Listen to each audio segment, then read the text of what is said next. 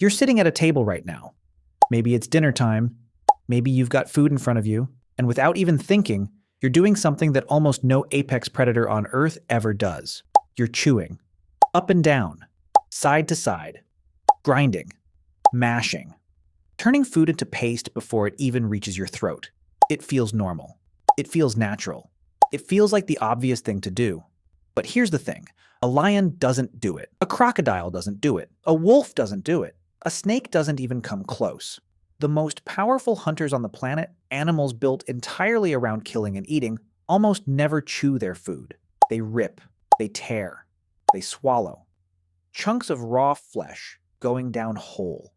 And for a long time, people assumed it was because predators were just savage, primitive, less evolved. But that assumption is completely wrong, because when scientists actually looked at the anatomy, the jaws, the stomach, the gut, they found something nobody expected. Not chewing isn't a flaw. It is one of the most sophisticated digestive strategies in the animal kingdom. And by the end of this video, you will understand exactly why predators don't chew.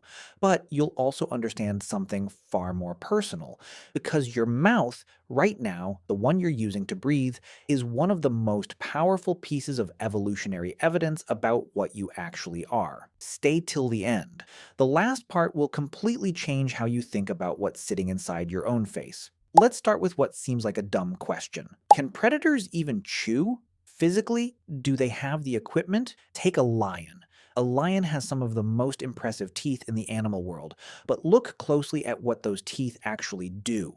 The front incisors are small and sharp, designed for gripping and stripping flesh from bone. The canines are massive, 4 inches long in some individuals, built for one purpose only: puncturing and killing. And then there are the back teeth, the carnassials. This is where it gets interesting. Carnassial teeth do not grind. They slice. They work like scissors, 2 blades passing each other, shearing meat into swallowable chunks. There is no flat surface, no grinding plate, no mechanism for crushing food into mush. A lion's back teeth are literally not built for chewing the way you chew. But that's only part of the picture. Here's the second piece of the puzzle, and it's even more fundamental. Look at how a lion's jaw actually moves. Your jaw can go up and down, but it can also slide forward, backward, and most importantly, side to side. That sideways grinding motion is how you turn food into pulp. A lion's jaw cannot do that. The joint where the jaw connects to the skull, called the temporomandibular joint, is structured completely differently in carnivores. It locks the jaw into a hinge. Pure up and down. Maximum power for biting down. 0 lateral movement, 0 grinding. A crocodile is the most extreme version of this. A crocodile can slam its jaws shut with over 3,700 pounds of force per square inch. The most powerful bite ever measured in a living animal, and it literally cannot move its jaw sideways at all. None. When a crocodile catches prey, it uses something called the death roll. It grabs on, then spins its entire body through the water. This tears chunks of flesh away, not through chewing, but through sheer rotational force. Then it tilts its head back, opens its throat, and the chunk slides down whole. A crocodile has never chewed a single thing in its entire life, so if these animals cannot chew, why don't they need to? This is where the science gets fascinating, because it turns out chewing is not really about digestion, at least not for protein. Chewing is a mechanical pre-processing step. It breaks food into smaller pieces to increase surface area, so digestive enzymes can work faster. And this matters enormously for certain types of food. Plant material has cell walls made of cellulose. Cellulose is incredibly tough. Your body cannot break it down chemically. You have to destroy it mechanically first. That's why herbivores chew constantly. A cow can chew 40,000 times in a single day.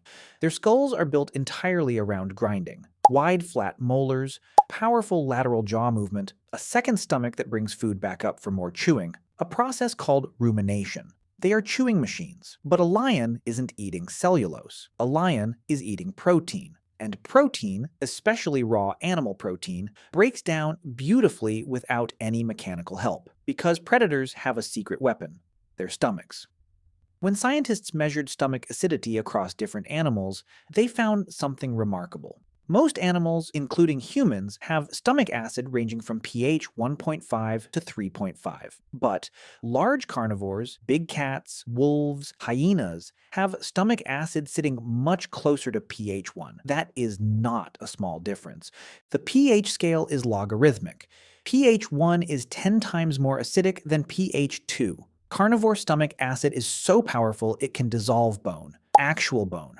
A hyena can swallow a femur whole, and by the time the contents reach the intestine, almost nothing recognizable remains. The stomach does the mechanical work, the acid does the chemical work, and this is why chewing becomes unnecessary.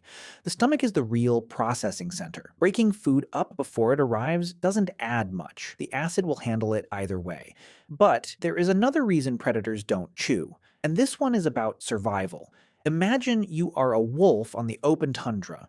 You have been hunting for 3 days. You finally bring down a deer. You are starving. But you are not the only predator in this landscape. There are bears, there are other wolf packs, there are ravens already circling overhead. In this moment, speed is everything. A wolf can consume up to 20 pounds of meat in a single sitting. That is not a number achieved through delicate, careful chewing. Wolves tear, gulp, and swallow as fast as they physically can, because the longer you spend eating, the longer you are distracted. The longer your pack is vulnerable, the more time rivals have to challenge you. Swallowing fast isn't primitive. It is a survival optimization built by millions of years of competition. The meat goes down, the stomach handles it, the wolf moves, and then there is the snake. The snake represents the absolute extreme of this strategy. A snake has no carnassials, no grinding teeth, sometimes no cutting teeth at all, just rows of recurved hooks designed to grip and guide prey inward. A snake's lower jaw is not one solid bone like yours. The two halves are connected by a flexible ligament at the chin. They spread apart independently like two doors opening outward. This means a snake can swallow prey wider than its own head. A Burmese python can swallow a full-grown deer. A large anaconda can take down a caiman, a relative of the alligator, and swallow it whole. The entire prey item goes in, intact, unbroken. And then the snake does something extraordinary. It may not eat again for weeks or months because its digestion is so complete, so total, that one meal can fuel it for an enormous stretch of time. After a large meal, a Burmese python's organs actually increase in size. The heart, the liver, the intestines all expand to process the food. Then, they shrink back down when digestion is finished. The snake's body literally reshapes itself around the meal. So now you understand why predators don't chew. Wrong teeth, wrong jaw joints, supercharged stomach acid, speed requirements, a digestive system engineered to process whole protein without any pre-grinding. But here is the part I promised, the part about you. Look at your own teeth for a moment. You have sharp front teeth, incisors, like a predator. You have canines, those slightly pointed teeth flanking the front four, also like a predator. But you also have premolars and molars in the back, broad, flat, designed for grinding. You have a mixed set. And that mix tells a precise evolutionary story. Your ancient ancestors, going back 2 to 3 million years, were omnivores. Not pure predators, not pure herbivores, something in between. They ate fruit, tubers, nuts, seeds, insects, and occasional meat.